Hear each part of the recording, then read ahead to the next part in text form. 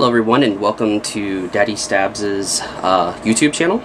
This is my first actual video that I'll be putting on my YouTube channel.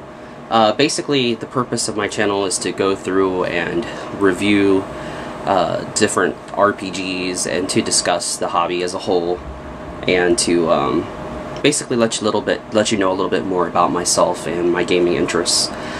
To kind of give you an intro to myself, I've been role-playing for over 20 years. I started with the Red Box Dungeons and Dragons in the early 80s, probably around, I want to say maybe 82 or 83. I've been playing a long time, and since the early 80s and starting with Dungeons and Dragons, I've played many other RPG systems and types of games, so numerous, really too numerous to really even go through, but I've been an avid gamer most of my life, and I was kind of turned on to the hobby by a next door neighbor who was a lot older than me and had introduced me to Dungeons and Dragons and the Lord of the Rings at the time. And speaking of the Lord of the Rings, here in my first video, I'm actually going to spend this video mostly reviewing the new Lord of the Rings role-playing game by Cubicle 7, The One Ring. And as you can see here, it's a very pretty product. I don't know if you can see this really good here with the camera, but it comes in a slip case, as you can see here, and this is the back. It's very nicely done, very nicely decorated. As you can see on the side, it consists of 2 core rulebooks here, and it actually has a very nifty little drawer here that you can pull out as such, and your dice are actually right here in the drawer. The game uses a set of specialized dice, which consists of a D12, like you have here, and several, it looks like 6 D6s. You can use regular dice with the game, but there are some special symbols on these dice that make the game easier to play. So you can use regular dice, and I'll kind of get into the dice mechanics here shortly. And it'll give you a clue of how you could use regular dice with the game. I guess Cubicle 7 has said, though, that they will eventually be putting out extra dice sets for the game, and but they just don't know when those sets will be available yet. When you actually unpackage the box here, the game consists of 2 very beautiful full-colored books. The first of which is known as the Adventurer's Book. It looks like this. This is kind of like your player's handbook, so to speak. It's a full-color tome, softback, as you can see. Some very beautiful artwork inside. Very colorful and imaginative artwork for the Middle-earth setting. Just a very gorgeous product. I mean, look at that full-color art. I don't know how well that might come out on the camera, but just a gorgeous book in general. The second book in the set is called the Lore Master's Book, and it's basically like your GM's guide for the game. Just a gorgeous cover there. Full color artwork once again. I don't know how well you can see this on the camera, but I'll try to show you. I'll flip through some of the pages here so you can get an idea of how gorgeous the book is inside. Just some really nice full color artwork. There's a bestiary in the back here, as you can see, with orcs and things that are appropriate to the setting. Just a gorgeous book. In addition, you also receive 2 full color fold out maps. The first one is the Adventurer's Map, which is when you unfold this and you actually look at it, it's a complete map of the Wilderland region, which for this initial release of the product is the setting for the game. The Wilderland region that includes Mirkwood, the Misty Mountains area, the Lonely Mountains. It even includes like the Hobbits of the Shire, even though they're not technically part of the Wilderland. The Shire is included on the map, and you can play as hobbits in the game. There's also a Lore Master's fold-out map. And as you can tell, the Lore Master's map actually has several hexagons on the map, and colored in regions with different symbols. This becomes important later on for one of the aspects of the game called journeys, which is a big part of the game that I'll get into here shortly. Now, when discussing the game mechanics, as I had said earlier, there are these specialized dice. And when you look at these dice, like for instance the D12 here, which is known as the feat die, it's just basically 1 through 12, except for that the 12 on the die has a special Gandalf icon. And the 11 on the die has a special Eye of Sauron icon here, if I can find it, which looks like this. And what that means is, whenever you do any task in the game, you're always going to roll this feat die with a number of these 6-sided success dice. And this feat die always gets rolled, so it essentially acts as a wild die. You always roll this no matter what, for every check that you make. And you roll a number of these 6-sided success dice equal to your skill in the game. Okay? Whenever you get the Gandalf icon, that automatically means that you were successful in your task. It's an automatic success. You are successful at the very basic level, so a base success. Whenever you roll the Eye of Sauron result on the D12, the feat die, that counts as a 0. So you don't really want to roll the Eye of Sauron much. Now, if you're the lore master, the GM of the game, your highest result you can roll is the Eye of Sauron. That's an automatic base success for you, and the Gandalf rune would count as a 0 for you if you're controlling the monsters. So the monsters, it's the opposite with the symbols. So in effect, when you're rolling your dice against a target number that you're trying to equal or exceed to be successful at a given task in the game, you can know essentially right off the bat, if you roll a Gandalf emblem on this feat die, the 12-sided die, you're automatically successful no matter what the dice add up to. Okay, so that gives you a base success. Now in addition, these 6-sided success dice are just 1 through 6, like a normal 6-sided die, except for, if you notice, on the 6, there's a Tengwar icon, which looks kind of like a T, almost like for Tolkien. And what that means is that's a level of success. So when you roll the dice, one Tengwar icon gives you what's known as a great success.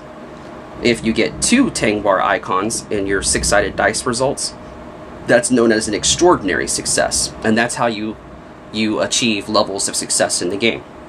So essentially, you can get a base success by equaling or exceeding the number in terms of what you roll on the dice, and generally speaking, almost always the target number is 14. It can vary. Sometimes there is a chart in the book where the lore master can change the target number to make things a little bit more difficult or a little bit easier, depending on the situation, but the default target number, and you're actually encouraged to use the default target number a lot, is 14. So if you equal or exceed TN 14 on most tasks, you're successful at a base level. If you get a Gandalf icon on the feat die, that's a base success automatically, no matter what you rolled in terms of the numeric numbers on the dice. And if you get a Tengwar icon on your success dice, the 6-sided dice, that's a great success. So that's 1 step higher for success level.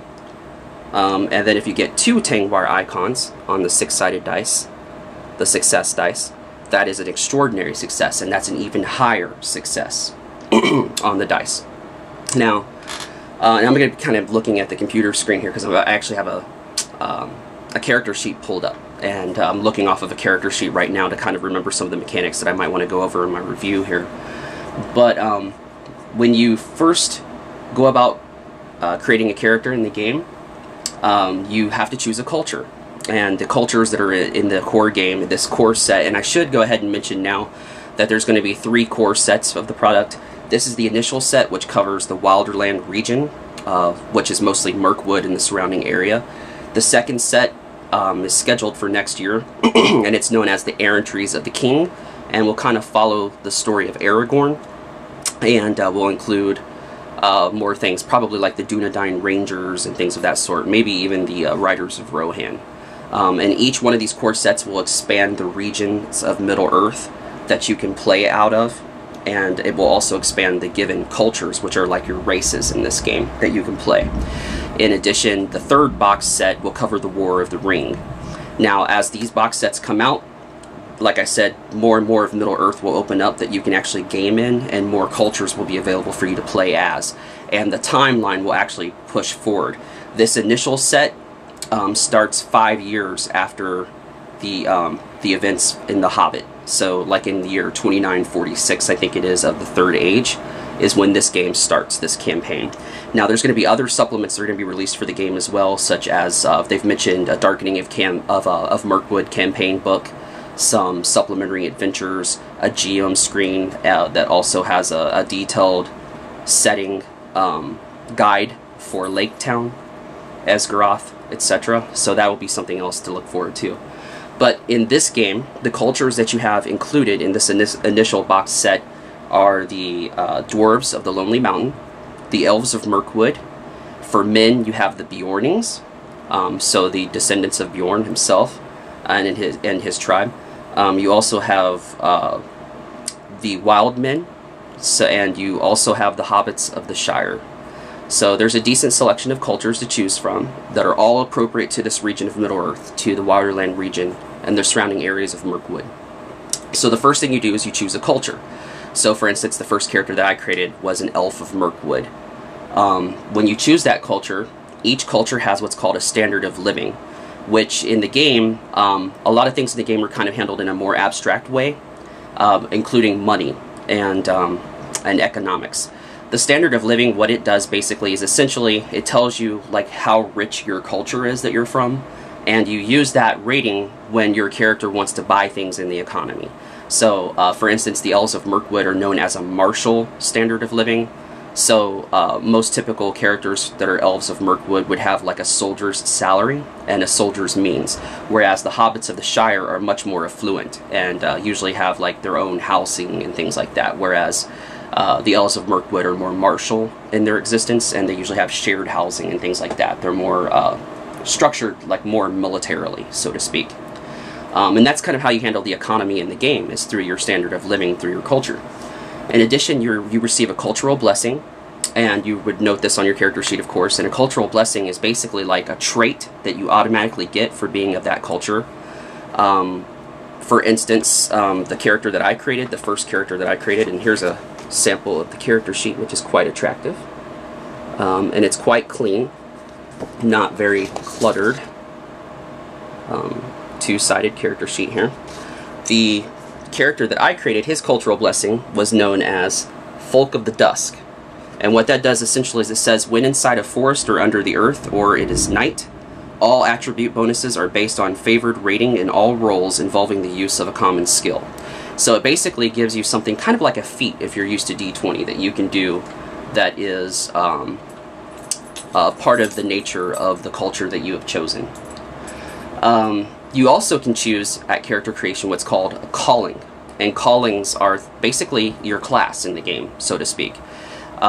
Certain classes are appropriate to certain cultures, and each culture will detail in the book, in the adventurer's book, the player's book, so to speak. It will tell you what callings are kind of more appropriate for that culture, and every culture has one calling that is basically not really taken very often. It's like an unusual choice for that culture, and if you do choose that unusual calling, then it basically tells you in the book that your culture will kind of look down on you a little bit, or they may have rumors about you, etc. And callings, like for instance the character that I made, the Elf of Mirkwood, he was a warden, and wardens are like, you know, protectors of their own land, kind of like soldiers in a way that go out and protect their own land. There's other callings as well, like treasure hunter. There's a decent selection of callings in the game, but right off the top of my head I can remember like treasure hunter, scholar,